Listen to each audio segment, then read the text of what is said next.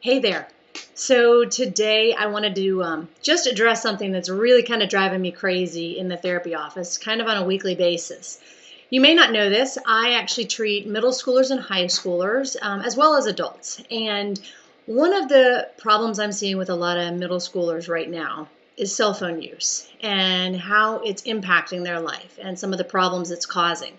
So if you know me or you sit around a dinner table with me, you will know that I think it's not a good idea to put a cell phone in a middle schooler's hands. And I have some clinical reasons, but I also have some scientific reasons, and I just wanted to bring it up today so that you could be a little bit more educated if you're sitting on the fence of, do I get them a cell phone for their 12th birthday or not? Or maybe you already have, and now you're like, crap, how do I get it out of their hands? This is bad news. So I just wanted to at least bring some of this up. I don't know if anybody got the opportunity to see a CNN special that talked to 13-year-olds. They took 200 eighth graders and did a big study on them. And it was fascinating to see what the kids were communicating in text and social media forums.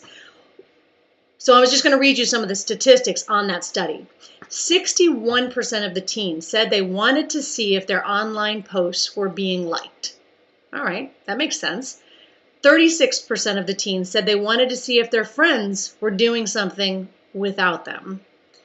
21% of the teens said they wanted to make sure no one was saying mean things about them. These are the common themes that are coming into my office with middle schoolers who are addicted to their phones. Okay, the word addicted, it sounds like a really strong word, but I was having a hard time trying to figure out how to explain this, but Pavlov's theory came to mind. Ringing a bell, the dog starts to salivate. How many times have you been in a meeting, sitting in the pickup line at the grocery store, and you hear the ding, or you hear the phantom buzz in your purse, and you start searching around trying to figure out what's going on? You need to pick it up. And as an adult, you're experiencing that. These middle schoolers are experiencing that 10 times worse because they're worried somebody's saying something about them. I say this because I've had a few middle schoolers come into my office and they're relieved that they've gotten their phone taken away from them. They're relieved because, number one, they don't have to worry about what people are saying because they don't know. Number two, they can study because they don't have to sit there and double check their cell phone. And there's just feeling of a relief. Now, granted, when they get that cell phone back, they're super excited because now they can jump right back into the drama. So what do I see as the problems with this for parents and for kids? So then I bring up early adolescent development. Between the ages of 10 to 12, social and emotional needs that are being met right now. They are developing and testing values and the beliefs that will guide them into future behaviors. Values.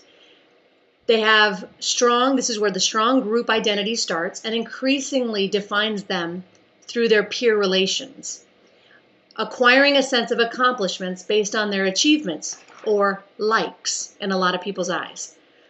Emotional development at this age is directly linked to peers, which is great if you've got like a kid who has 5 really good friends. But unfortunately with social media, they don't have 5 really good friends. They have 300 acquaintances that will like or make comments or start stuff. And now their identity is directly linked to something that doesn't actually come in contact with them, but maybe breezing them in the hallway at school. That's why it's so important to me to really consider whether or not you should offer them a cell phone, which gives them access to all of these likes and views and values. The other thing I wanted to look at was biology. What's going on with the kid's brain during this time? So I'm just going to read from Dr. Michael Anthony, a PhD, who talked about cognitive development in 11 to 13-year-olds. I'm reading it directly from him. During the early teen years, children have an increased amount of gray matter being formed in their brains. Mental health points to the surge of this production through puberty. The majority of the changes that take place are in the frontal lobe or in the control center. Along with these changes are changes in the way the brain processes rewards and pleasures, intensifying the feelings associated with each. An unfortunate byproduct of this shift is an increasing risky sensational seeking behavior over the teen years. So the other problem with these cell phones is this risky behavior. And I know nobody wants to hear it, but sixth graders and seventh graders and eighth graders are being asked to share pictures. They're being asked to share nudes. They're being encouraged by their peers. There's peer pressure to do it.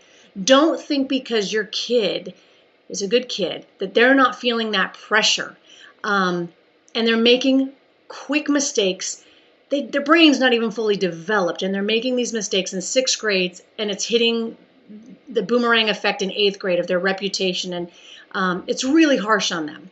So pressure to send pictures, pressure to respond to the insults, and pressure to be in group chats. It's a big deal if you get left off a group chat. If you've been involved in the group chat and then you get dropped, there's a big problem. So here's what I want to talk to parents about. If you've already given your kid the cell phone and you're trying to figure out how you're going to get it back, you're going to have to anticipate there's going to be some withdrawal symptoms. They're not going to like it. They're going to thank you later. Just trust me. I'm in the office with them. They say they're relieved when their parents take it. So you may have to pull in some new parameters. Here's one thing that I would encourage. Everything in moderation. Limit their amount of time on the cell phone. Give them a window. Talk to them about it. Say, hey, I'm thinking an hour is good. When do you want that hour to be? They'll tell you. If you're having to monitor everything, your child's not mature enough to have a cell phone. If you're not monitoring anything, you're not mature enough to give them a cell phone. Be considerate that kids are going to make mistakes, just like you do, monitoring it. But if you're really not sure about your child's behavior and you're monitoring everything to a T, I wonder if they're mature enough to have the cell phone anyway. Cell phones at night, don't let them have it at night. They need to be charged up in the kitchen. They need to be, not even the kitchen, they need to be charged up next to your head. Because even in the kitchen, the kids are going down and sneaking in the middle of the night to find out who's chatting about them, who said what. I don't even want to tell you where cell phones are hidden in the bedrooms right now. So if you think, gosh, I took the cell phone away, well, guess what? Susie Q went to Johnny So and got his extra cell phone, and now she's got access to everything. Just be aware, just because you might take them offline for a minute doesn't mean they're offline. So keep the cell phones and the electronics in your room at night to charge up. If the grades are dropping, they can't concentrate. Just like you can't concentrate. If you're trying to get work done, you and I both know that if that cell phone's sitting there pinging, we can't fully concentrate on our jobs. Thank God I'm a therapist and I got to turn my phone off so I can have a one-on-one conversation. But they can't concentrate. So maybe during the school time, give them a 2 or 3 hour window where there's just no cell phones, and that's when they get their work done. And I highly encourage a cell phone contract. If you've already given your kid a cell phone and you're feeling like it's getting out of control and they're using it all times, there's some great cell phone contracts. You can email me if you're interested in the one I have that I share with parents. You can email me at Linde, Linde, at aboveandbeyondcounselingservices.com. I'll share with you the contract I have. So what does God want to do with all of this distraction? What does he want from us as parents? Sometimes I don't know. Sometimes I really don't. But I heard one time a woman say, I don't even know who said it, if the devil doesn't make you bad, he makes you busy.